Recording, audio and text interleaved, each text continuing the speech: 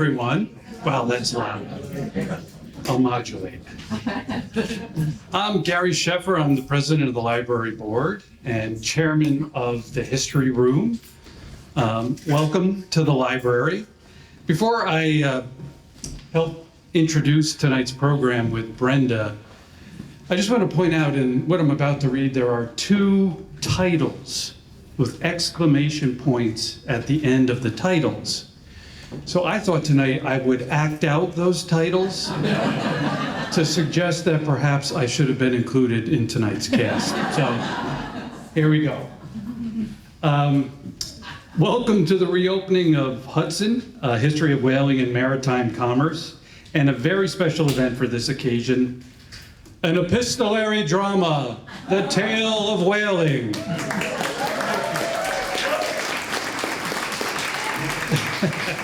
First about the exhibit, which would not have happened without the efforts of Richard Baslow. Richard. A local researcher who's put in years of research on whaling in Hudson specifically. In fact, we now have 4 crew lists of Hudson ships included in this reopening that Richard discovered this summer at the National Archives in Philadelphia. We want you to know that this is an ongoing project. We're also grateful for and proud of our partnership with the Hendrick Hudson chapter of the National Daughters of the American Revolution and their regent, Virginia Martin, and Columbia County Historical Society, and their researcher, Catherine Hilliard, and curator, Christy King. You can see their exhibits. You can see their exhibits at the chapter house of the DAR and the Museum for the Historical Society in Kindred. Many other people to thank. They are listed on the thank you posters. Please give them a look. Over there. This includes our board, friends, staff, and volunteers, members of our History Room Committee for their expertise, research, and ideas, Alan Kuhn, who designed the exhibit logo and panel, and Carl Frederick Mattson, who for his wonderful film, Whaling in Hudson. What? It shouldn't happen. Okay, if you have not seen it, use the QR code on the flyers. And these flyers are around the room and out in the hallway. So now, here's our History Room coordinator, Brenda Schufelt.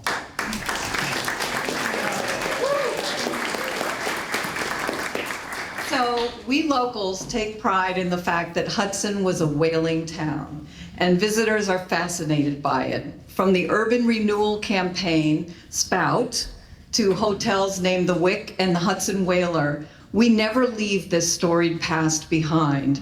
There is a lot of lore about whales being dragged up the river and then dragged up the street. Isn't that why Warren Street is so wide? Hudson, but the facts are a little different. Hudson was founded by Nantucket whalers in 1784 and soon developed into a whaling town. Within 1 year, they had a whaling ship going out. That's what, yeah, amazing. It became, shortly after that, a U.S. port of entry and had all the associated industries of rope making, shipbuilding, oil and candle works, as well as tanneries and trade businesses from the associated maritime commerce. You will hear more about this in tonight's performance. During the past year and a half, members of the History Room, including Brenda and her co-researcher and curator, Elaine Eichelberger, Back there. gathered items from institutions as diverse as the New York Public Library, the New York Historical Society. Brenda, what's YHS? Wait, I don't know. You don't know you wrote at New York YHS? Historical Society. Oh, okay. No, Never mind. The N is, what? Okay. This is why I'm not in the play tonight. National Archives, Nantucket Historical Association, New Bedford Whaling Museum, Syracuse University, and many more, all of which held pieces of our local history. We obtained digital facsimiles that were once scattered to the wind, and thanks in large part to the donors of our GoFundMe campaign, they are now back in their home port, including 13 logbooks on whaling and sealing voyages that began at the Port of Hudson. We are almost finished with a digital repository of all of these items that will be available to researchers. In addition, Hudson River Valley Heritage will host, I won't act this one, Hudson, a history of whaling and maritime commerce on its website permanently beginning in November. Hopefully this exhibit, the film, and tonight's performance can expand our understanding about who we are as a city. Now, perhaps when you walk these streets of Hudson, particularly down near the waterfront and even up Rope Alley, you can get a sense of what the founders of our city experienced, why and how they chose to create the city what we call home today. I know it looks very different today, but there are really so many things that still connect us to this maritime past. Tonight's epistolary drama, The Tale of Whaling, was conceived by our board president, Gary Sheffer, and board member, Miranda Berry. Miranda has written the script and directed the performers. And I just want to say quickly, it is like unlike anything else we've done in the history room. A lot of you have been to a lot of our talks. This is very, very different, and we are so excited. And Miranda has done an amazing, amazing job. A lot of work went into this. It will feature local actors reading heart-wrenching, impassioned, and occasionally amusing letters from crew, captains, wives, and heroes. And they are on the walls, a lot of these letters that you're going to be hearing. In between these tales, the cast and you will sing rousing songs and shanties about life at sea, led by whaling music experts Alex Harvey and Philip Robotham. The drama will be narrated by the character of Captain Edward Augustus Chappell, a longtime Hudsonian and whaling captain played by Alan Chapin, a direct descendant of Herman Melville, the author of Moby Dick. We thank Miranda Berry for all her work and our performers of spoken word and music for their time, talent, and energy. The names of the cast and crew are on the flyer you received on the way in. They are volunteers, and we have had time for one rehearsal, but they are ready.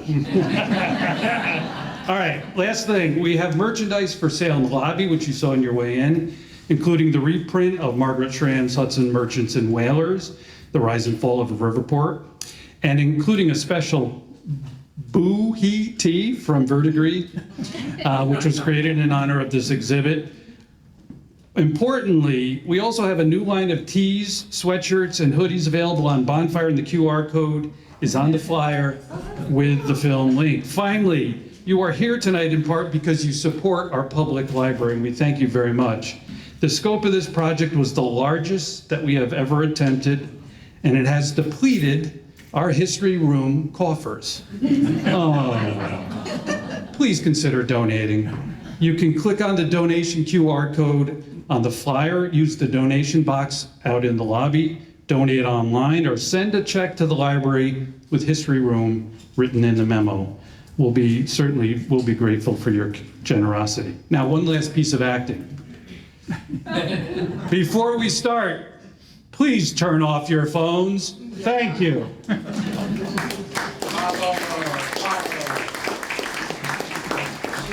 Yeah, I'm gonna go up this way.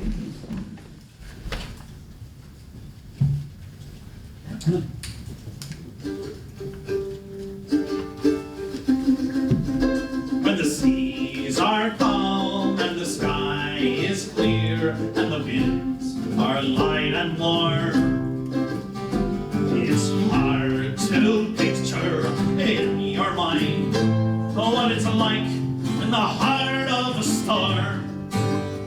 But the seas can change and winds grow loud and rock our ship fully. And the Hudson ladies beg and pray for their men to return from the sea.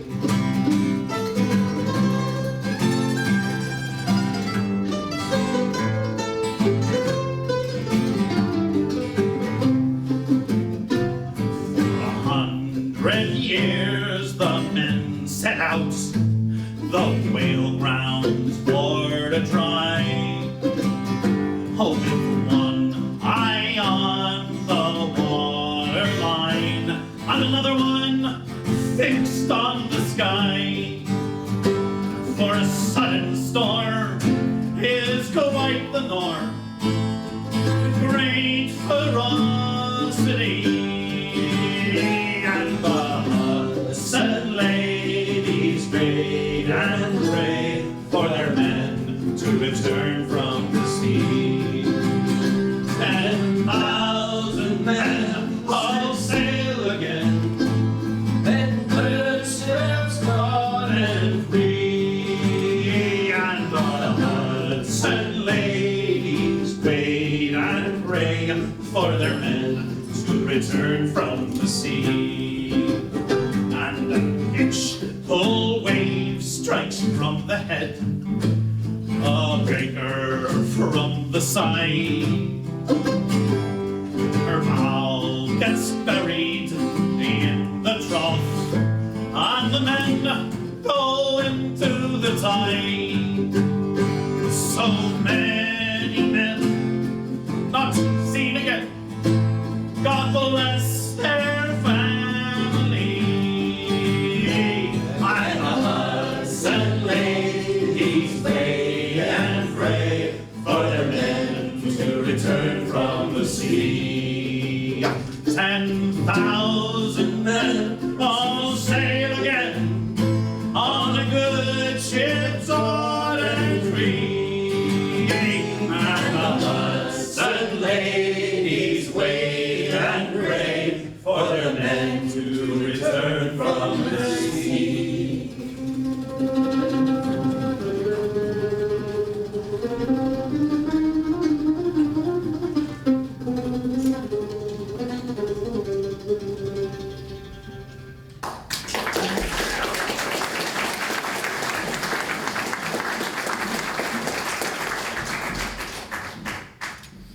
Good evening. My name is Edward Augustus Chappell. I am Captain Edward Augustus Chappell. I was born in New London, Connecticut, but I married Sarah Vale Pinkham and moved to Hudson where her family lived.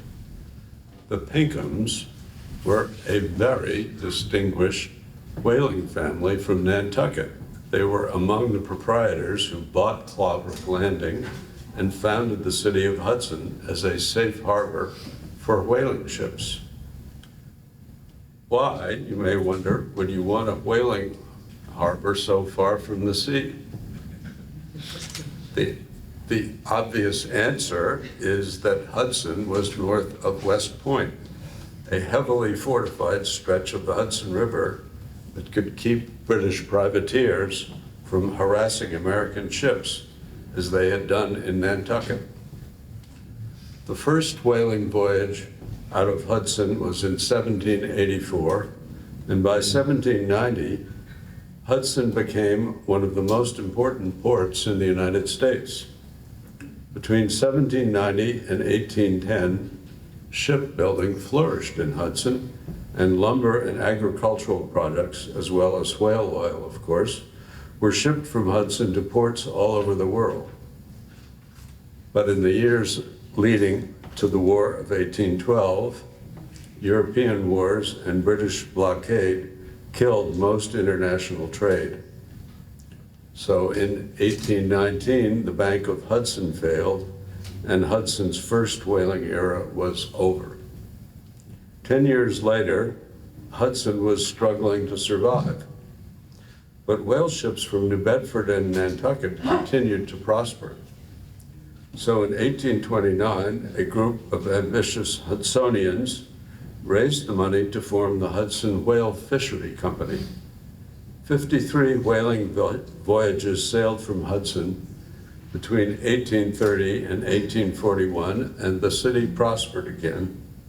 Factories made ropes and candles. Banks and investors financed the voyages. A lot of money was made and lost again when Hudson's second whaling era ended. Boom and bust, and boom again, Looks like a pattern in Hudson. Tonight, I'm going to introduce you to some real people, to those who went to sea on whaling ships, and to some who stayed home and waited. They will tell their stories in their own words from letters and documents gathered by the Hudson Area Library History Room and Richard Basilow. Many of the letter writers lived or set sail in or near our city, Hudson, New York.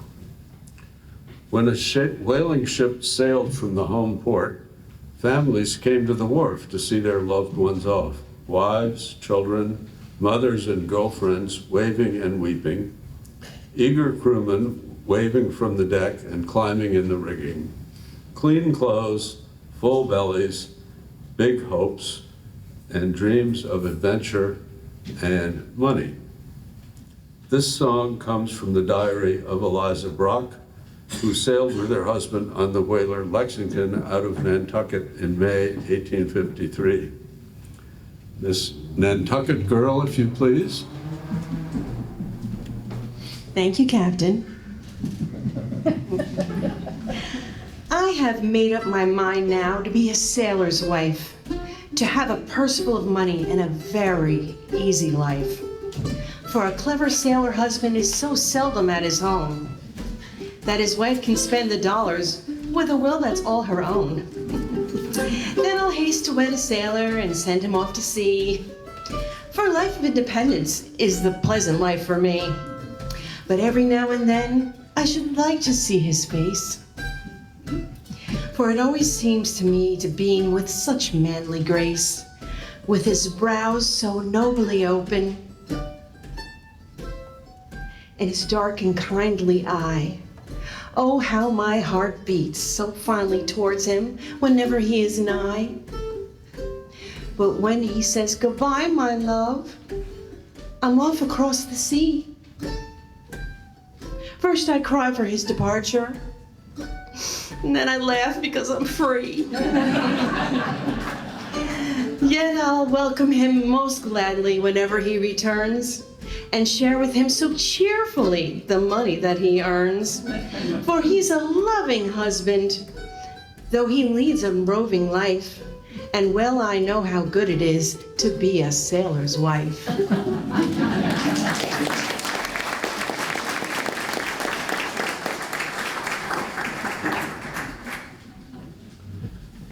Once the ship was underway, reality set in fast. The captain's word, my word when I was captain, was law. And my mates carried out my orders. They kept the men busy, seasick or not, lowering the boats, scrambling down the lines to get into them, and handling the long oars. Each of the 30 to 40 crewmen was assigned his own boat and oar, and they rehearsed over and over. When a whale was sighted, there was no time to lose. From sunrise to sunset, there were always men stationed high in the rigging in 2-hour shifts, watching for whales. Mastheaders, we called them. A greenhander was low man on the totem pole. Half of them absconded before the end of the 3 years voyage anyway. Gilbert Jenkins, grandson of Thomas Jenkins, who was one of the founders of Hudson, came aboard his novice voyage with big ideas. He was all of 17 years old, and he did not get along with Captain Folger from the start. Jenkins wrote this from South America in April 1834. Gilbert Jenkins, Jr., are you ready to read? Yes, sir, Captain Chapel. Dear brother, it is now 7 months since I've left home, and we've had no good luck as of yet, being still empty. We had a very hard time doubling Cape Horn. We were 46 days doubling it. Hail, rain, and snow most of the time. Off the Horn we lost our steward. He died of consumption. Our ship touched at Callao, the seaport town of Lima. It is a very dirty-looking town. At Callio, 4 of our crew ran away. At Parda, 7 more ran away. We got 5 of them, and they got a flogging. Our captain is a very smart man, but of too much importance for a whale. Our first mate is a very mean, ill-bred man, and he is disliked by all the ship's company, and I hope to have the pleasure of flogging him on our return home. I hope to be able to navigate a vessel around here before too many years have passed away. If you should get married before I return, you should not forget to name your first son Gilbert. Your ever affectionate brother, Gilbert Jenkins Jr.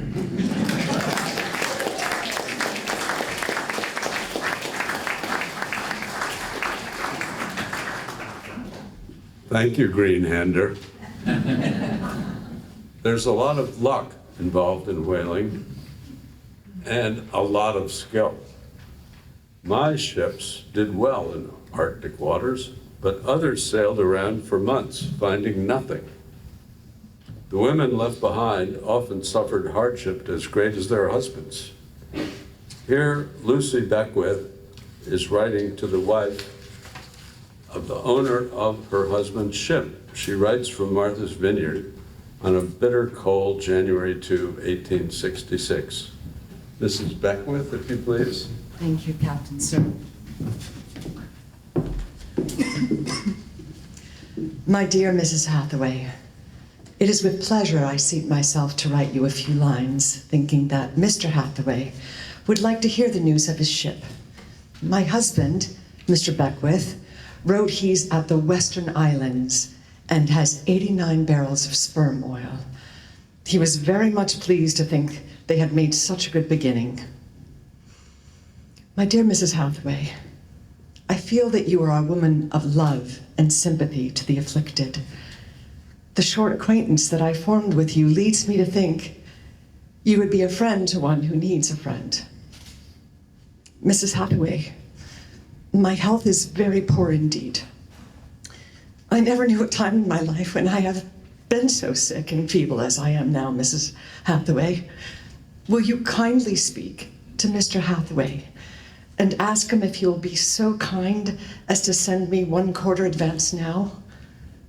I know it is not time for me to have it now, but I would rather have it now because I now stand in need of it in this cold weather when I am so sick. In warm weather, I can do most anything. Mrs. Hathaway, will you take this case to your husband as it is? And I do believe he will have sympathy enough for me to send $10. Mrs. Hathaway, persuade your husband to send me a little. For those who have every want supplied know but little the feeling of a destitute person. Mrs. Hathaway, I have some small shells. They are very pretty, and if you should like to have them, you shall be perfectly welcome to them. I will now close, wishing you an affectionate good morning. Please answer soon, for I am waiting anxiously, hoping to have some answers that will relieve my husband's mind. Mrs. Hathaway, I close now, wishing you a happy New Year. And the Hudson ladies wait and play.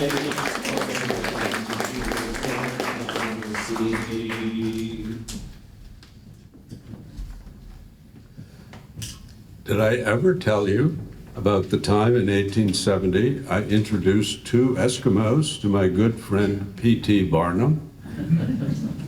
Their names were Hans and Joe, and they were a big hit.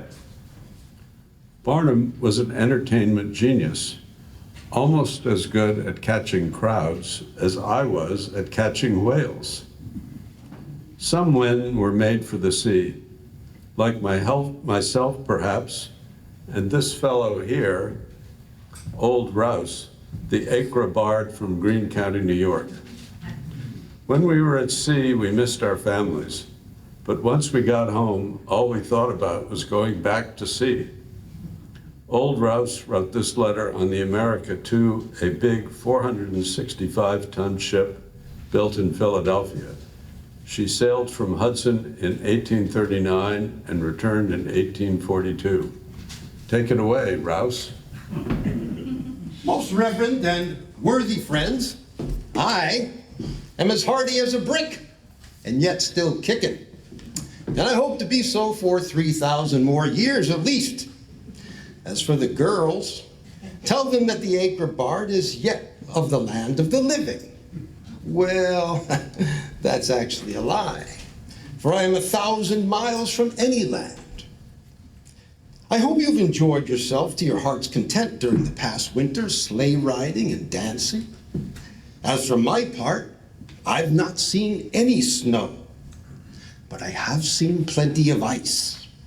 We saw 3 large icebergs in latitude 45. One of them was at least 10 miles square and 400 feet in height. We've just come out of Lumbat, one of the East Indies islands inhabited by the Malays. Plenty of fruit there, large forests of nothing but coconuts, large orchards of oranges and acres of pineapples. The men there, they all wear long knives, about 1.5 feet long, stuck into their belt around their waist, and they are not afraid to use them after dark. They attacked one of our mates and robbed him blind. There was 3 English ships laying there loaded with rice and 2 whalers, the Mentor of New London and the William Baker. The Mentor had 2,100 barrels of whale oil, 9 months out. The Baker, 200 sperm oil, 11 months out. The old America, well, we had 1,100 whale and 400 sperm oil, a mere 8 months out.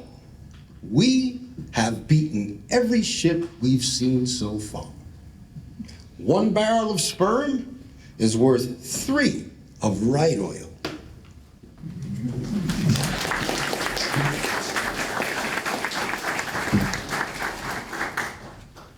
All right, folks, so I'll give you the lines. Blow ye winds in the morning, blow ye winds, hey ho. Here. Blow ye winds in the morning, blow ye winds, hey ho. Clear away your running gear and blow, boys, blow. Clear away your running gear and blow, boys, blow.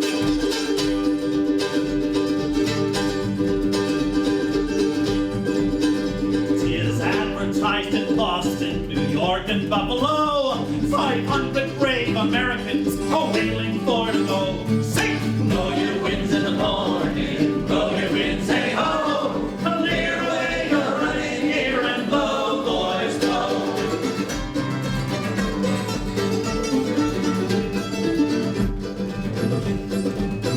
Oh, they send you old Hudson town, that famous whaling ports. They meet you with a land shark, boards and pitch you out. Sing! Blow your winds in the morning, blow your winds, hey ho. Clear away your running gear and blow, boys, blow.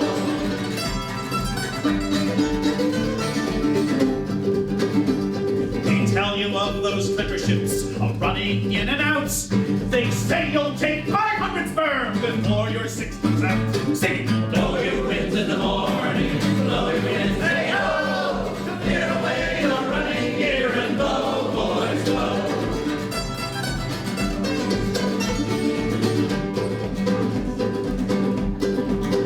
And now we're out to sea, boys. The wind begins to blow. 1/2 the crew is sick on deck, the other sick below. Blow your winds in the morning, blow your winds, hey ho. Clear away your running gear and blow, boys, blow.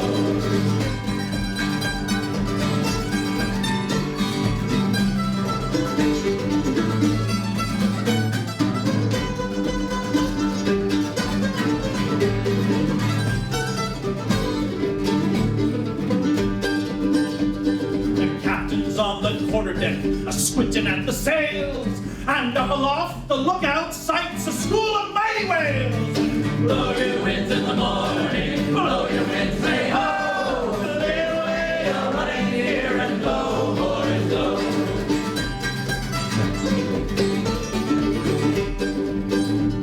And lower down the boys, But if you get too near his fluke, he'll turn you to the devil. Singing! Blow your winds in the morning, blow your winds, say ho! Clear away your rain here and blow, boys, blow.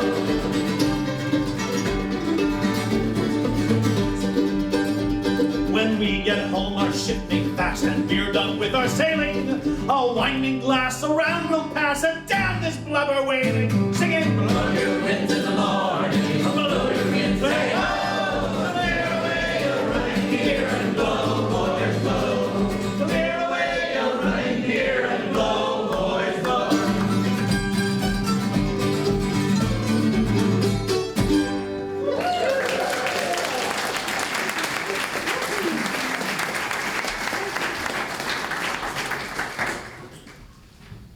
Whaling was a hard life, no doubt about it. No wonder Rouse was so excited about those fruit trees. Scurvy killed many a sailor. No vitamin C for more than 3 months, and then your teeth start to fall out. And then you couldn't chew those damn hardtack biscuits.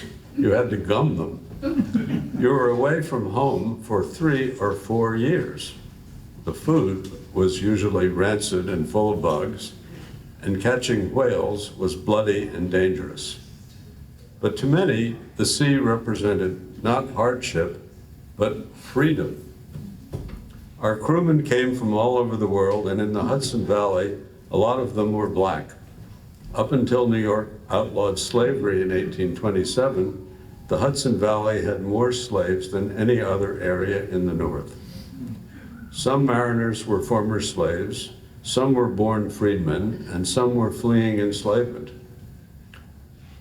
On board ship, we did not ask questions. Men of courage who worked hard were highly valued. Black men rose in the ranks to become mates and captains. The crew lists are full of the names of black seamen. John H. Williams of Kinderhook was a seaman on the Phoenix. James Williams from Virginia was a crew member on the Alexander Mansfield out of Hudson. And the 3 Van Allens, George, Gilbert, and Henry, residing in Hudson, all sailed in 1856 on the whale ship Brooklyn from New London. Frederick Douglass wrote that when he was enslaved in Maryland, he dreamt of the sea. When he did escape to freedom, he disguised himself as a mariner. Mr. Douglass, will you read us a little from your narrative of the life of Frederick Douglass?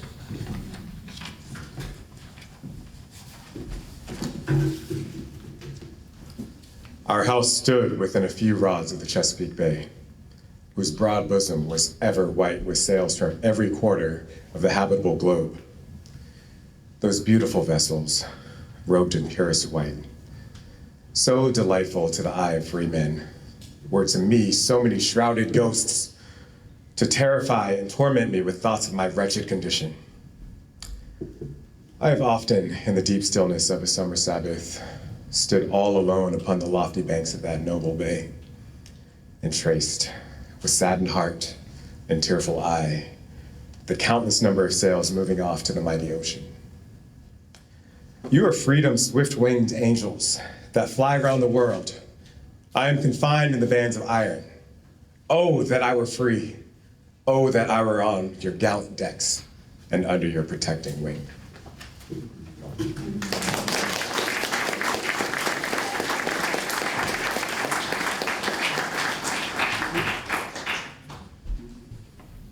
Many young mariners, especially greenhanders like Gilbert Jenkins Jr., dreamt of adventure, but were not prepared for the boredom, dirty work, and terror of real life on a whaling ship.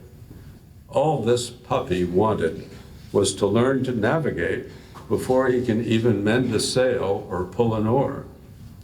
I knew Captain Folger. He lived in Hudson and was a good man. Jenkins must have irked him.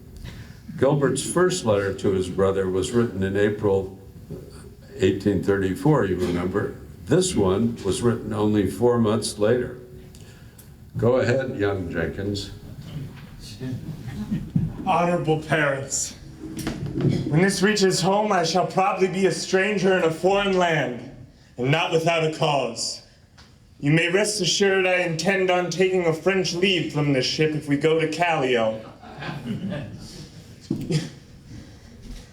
I think I can make more money in Lima for 3 years than on board a blubber hunter.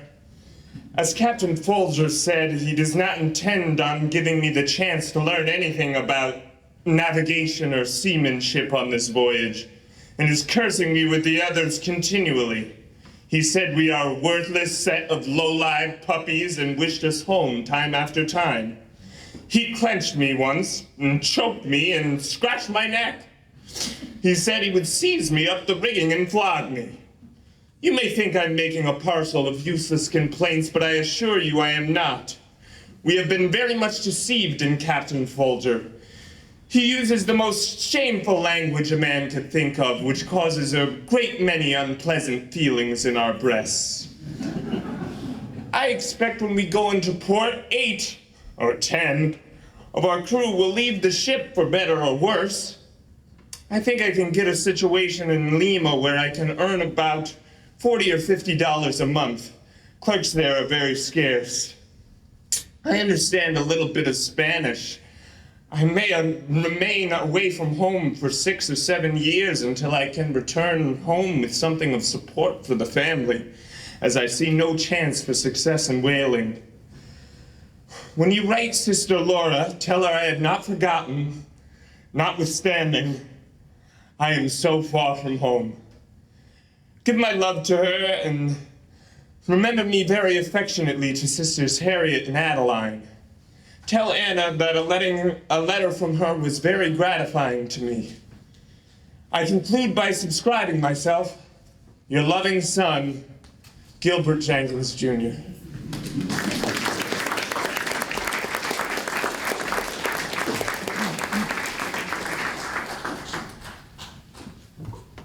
Life at sea was made exciting by the wind and the whales, of course, but sometimes politics from the land world made the journey even more treacherous. Such was the case for Captain Charles H. Barnard and his crew, which included the indomitable Barzillai Pease of Hudson and Coxsackie. They sailed on the Nanina in April 1812, a date you might remember because it was the beginning of the War of 1812 between the United States, which was only 33 years old, and Great Britain, the greatest maritime power on earth. Captain Barnard, tell us your story.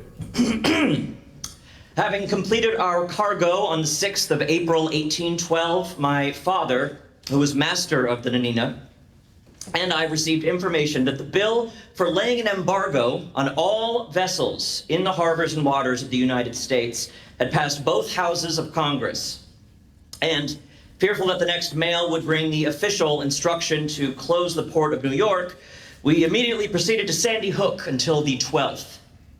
When having received the remainder of the crew, we departed and sailed for the Cape Verde Islands. We arrived at Bona Vista in 35 days and took in salt and a large supply of hogs, goats, fowls, and vegetables. I proceeded to the Falkland Islands. While crossing the equator at longitude 18 degrees 30 seconds, old Father Neptune came saucily on board. He was complimented with several bottles of the best grog from those novices who were even glad at so small a sacrifice to escape the foam of his lather box and save themselves a ducking by his incensed majesty. Neptune is an impudent fellow, but he is such a mighty water drinker that he ought to be pardoned for now and then demanding a hearty swig of grog from a novice, as the seawater might otherwise disturb the tone of his thirsty stomach. We experienced several heavy gales from the south to the west, which prevented our making the Falkland Islands until the 7th of September. Thank you, Barnard.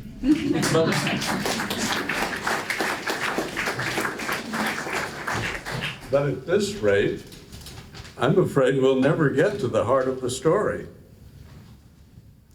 The story was that in the Falkland Islands, Barnard's crew on the Nanina rescued the shipwrecked crew of an English ship, the Isabella. Shortly thereafter, the Englishmen learned that they were at war with the Americans and took their saviors, the Nina crew, as prisoners. You can find more about that in the exhibit hanging on these walls. Hang on a minute, Chapel. Best not leave out the facts that the treacherous English captain not only imprisoned our crew, but he took the ship while I was out foraging with 2 other sailors for food enough to feed our crew, plus the Englishmen we had rescued. My father begged him to wait until we got back with the provisions, but off he sailed, and left me and the 2 others stranded on a rock in the Falklands for 2 years. True enough, Barnard. And the book you wrote about it is still in print 213 years later. Well done. It's a rough, tough life, full of toil and strife, we whalermen undergo. And we don't give a damn when the gale is done, how hard the winds do blow. It's a damn fine sound when we're homeward bound on a good ship taut and free. And we won't give a damn when we drink our rum with the girls of old Maui. Rolling home to old Maui, me boys are rolling down to old Maui. We're homeward bound from the Arctic around, rolling down to old Maui. Together, rolling down to old Maui, me boys, rolling down to old Maui. Yeah. We're homeward bound from the Arctic around, rolling down to old Maui. Yeah. Queen Emma, the widow of King Kamehameha, who was king of the Sandwich Islands, what you now call Hawaii, made a lovely dress and sash for my beloved wife, Sarah. I brought them home to her, and I suppose the dress may have made her determined to join in the adventure. The next time I sailed, so did she. Our daughter, Anna, was born in the Sandwich Islands, but sadly, Sarah fell ill there. We returned home to Hudson as soon as I could book passage for us on another ship.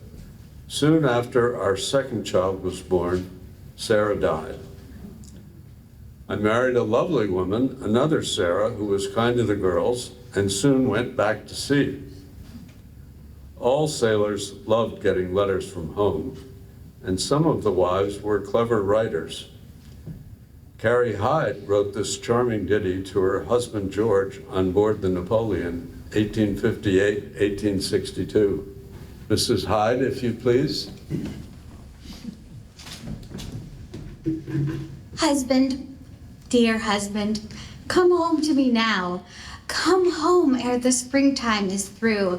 The old blind cow has got a white calf, and our young lambs bleat for you. Husband, dear husband, come home to me now. The garden needs spading for peas. The boys should be mending the fence in the lot, and you should be trimming the trees. When will you get through with the bills and the wolves? Stop talking of taxes and strife, of railroads and interest and other such things, and tend to your beautiful life.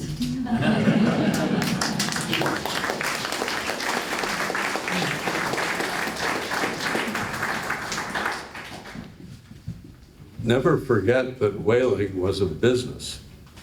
Man against beast against the market price of oil. The rewards could be great, but so were the risks and the danger. Men rowed out in an open boat to a whale that weighed 45 tons. Standing in the bow, the harpooner threw an iron spear attached to the boat with a coiled rope and threw it into the side of the whale. Then the whale took off, dragging the boat over the waves on what everyone called a Nantucket sleigh ride. The men hung on for dear life. If they managed to kill the whale before it killed them, they would drag it back to the ship. The carcass was hauled up on the side, where the whole crew would harvest the blubber by cutting it into strips, long strips, and boil it down into oil on the deck in what they called tripods. This had to be done fast before the sharks got to the carcass. It took days and nights, and the stink was horrendous. Old Rouse, paint us a picture as it was. And there's a great picture right there. So, we've been out about 2 weeks. We haven't even taken in 1 drop of oil. We lowered for a sperm whale the other day and struck him and hung on to him until after dark. We lanced them maybe 2 or 3 times when the damn bugger tried to eat the boat's crew up. He missed them, but as it was, he did give the boat a damn good chewing. Would have seen you good to seen them crewmen breach overboard and swim to the other boats. Such frightened devils I've never seen before. The next day, we're in the boats all day long chasing whales. We have 2 boats fastened together as one. We struck an 80-barrel fellow when the line parted and away off he went like a streak of greased lightning. So, there was 2 whales lost in 2 days, which, if we had saved, would have made up 150 barrels of oil and would have put into my pocket $30. But the most sport is when you get amongst a school of them. About a month ago, we lowered for them. The boat that I belong to got amongst them and struck one. We scared them so that they didn't know what to do. And they all brought to and lay on the water, rolling it over on top of one another, and there we was in the boat, sometimes on our head and sometimes on our back. And there they are, slapping their tails and showing their teeth in fine style.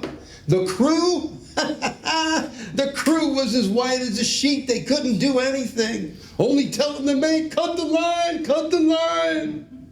And at length he told them that if they did not haul that line in and stop their noise, he'd rope them end to end.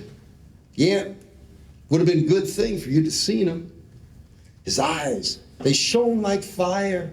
His face covered in blood, which the whale had spouted on him. He's slapping his lance right and left in the whale as they rolled up on their side near us. The other boats came with us, and we had 4 of them before noon. That made us 130 barrels.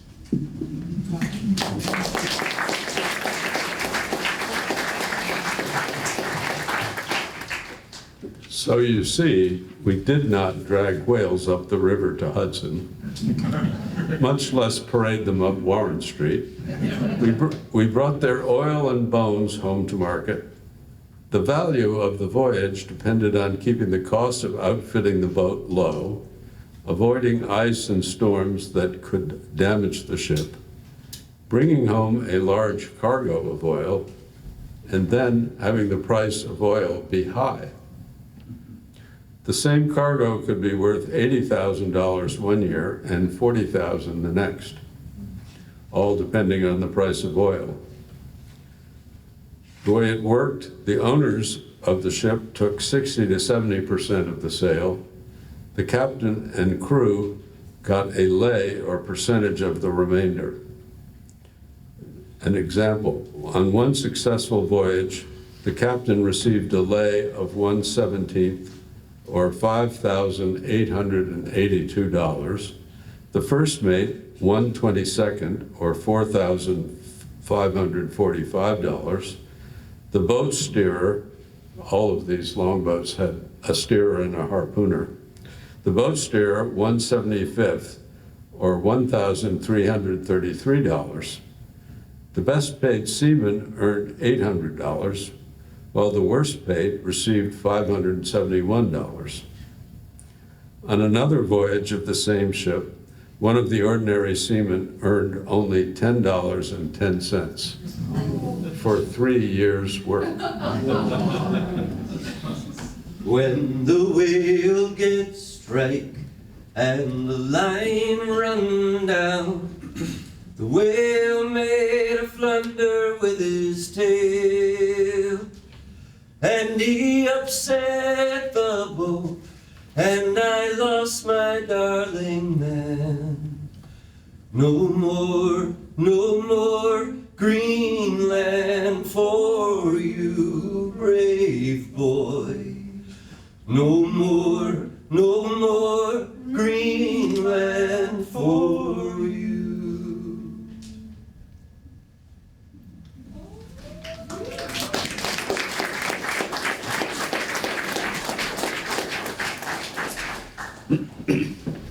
One of the greatest of the black captains was William T. Slocum out of San Francisco.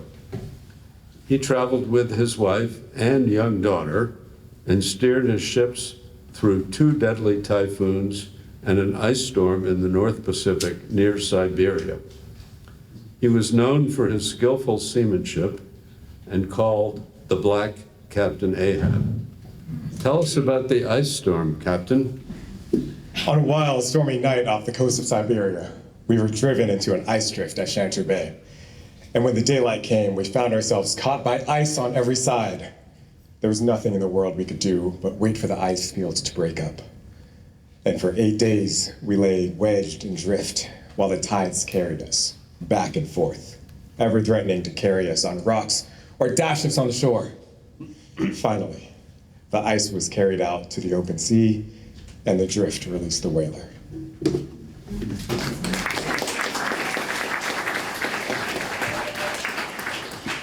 All the while, according to the San Francisco papers, Captain Slocum kept the wheel with his 4-year-old daughter, Victoria. Mrs. Slocum told the reporter, Victoria is a remarkable sailor. She knows all the ropes and has perfect command of her father.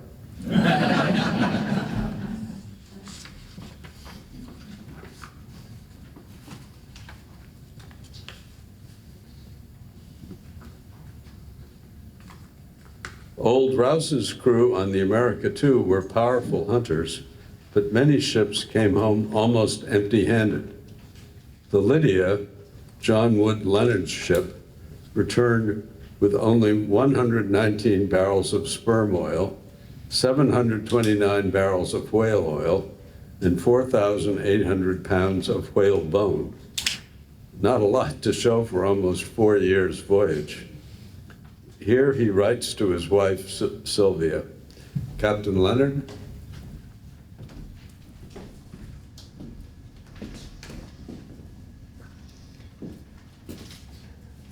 My dear wife, as we are bound toward the port of Honolulu, and it being the last opportunity I have until I hope we shall see one another, I'm writing to you, Sylvia. No doubt you have heard of our hard luck. I have given up in despair.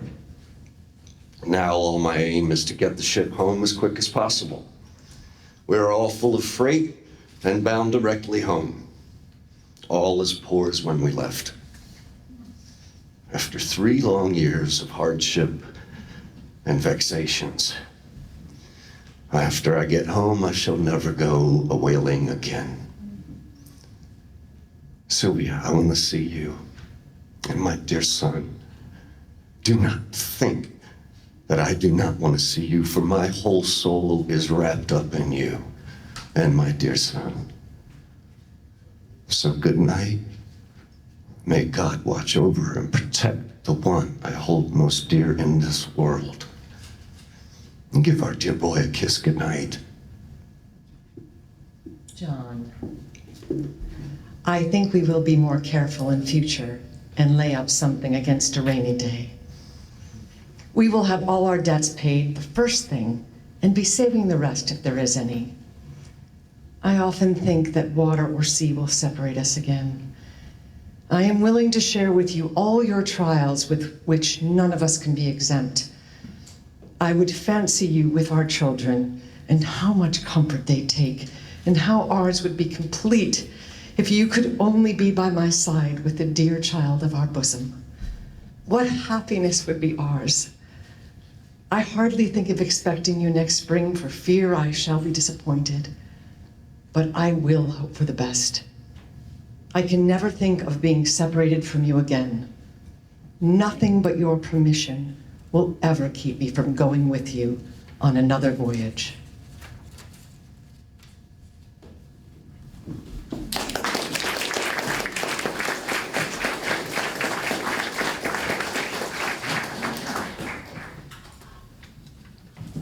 No matter the size of the cargo, the city of Hudson celebrated when a ship came home from a long voyage.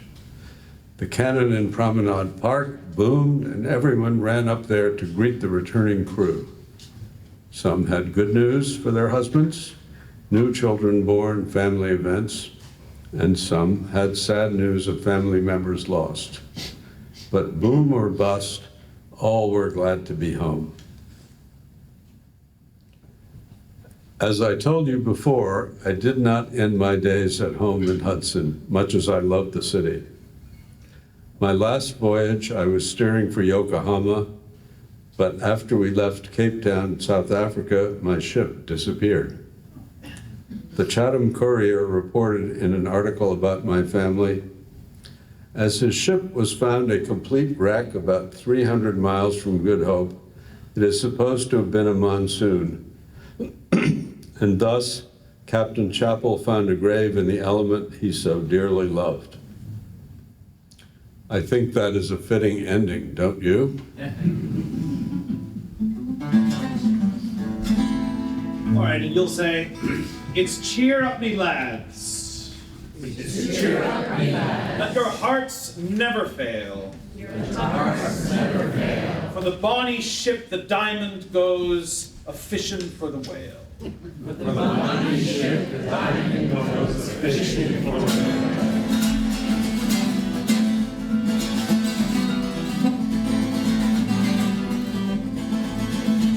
Oh, the diamond is a ship, me lads, from the Davis Strait we're bound, and the pier it is all garnished with bonny lasses crowned. Captain Chappell gives the orders to sail the ocean wide.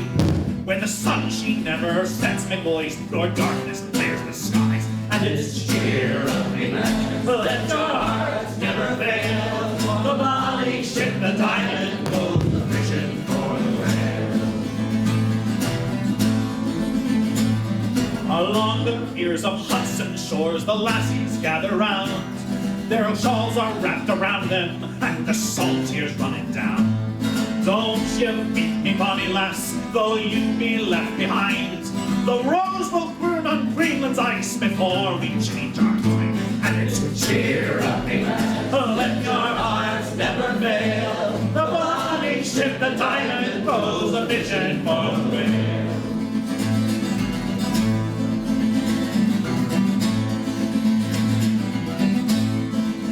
Here's a health to the Monticello, likewise the Northern Lights. Here's to the Alexander Landfield and the Diamond Ship of Might. We wear the trousers of the white, the jackets of the blue. When we return to Hudson shores, we'll have sweethearts anew. Yes, it's cheer up, me lads, let your hearts never fail. The bonny ship, the diamond, goes a-fishing for the whale.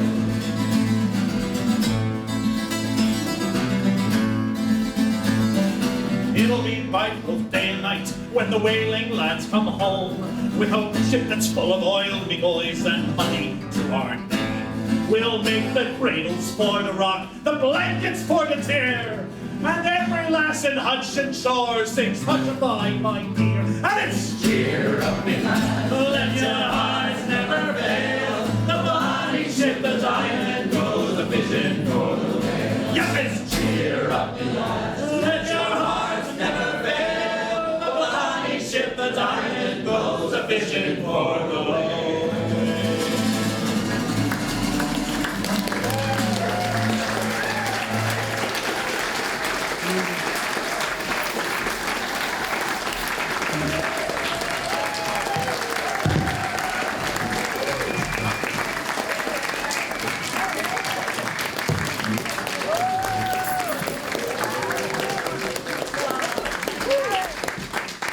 was fantastic. Thank you so much.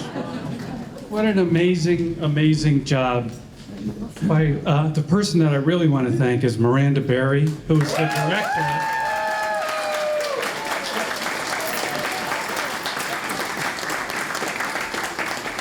And let me tell you, this came together fast. You know, it's hard to get people together during the summer months, and Miranda has that magic touch that when she asks, you say yes. And all of these folks put in a lot of time to this, so thank you very, very much. I met our good friend here on a bicycle ride down in, where were we, in Taconic or Livingston? And he said, I'm an actor. I said, okay, I got a deal for you. Seriously, we were climbing a mountain on bicycles. Thank you all. And thanks to all of you. There's a reception, Brenda, right outside afterwards. In the main library. Terrific. Thank you so much for coming tonight.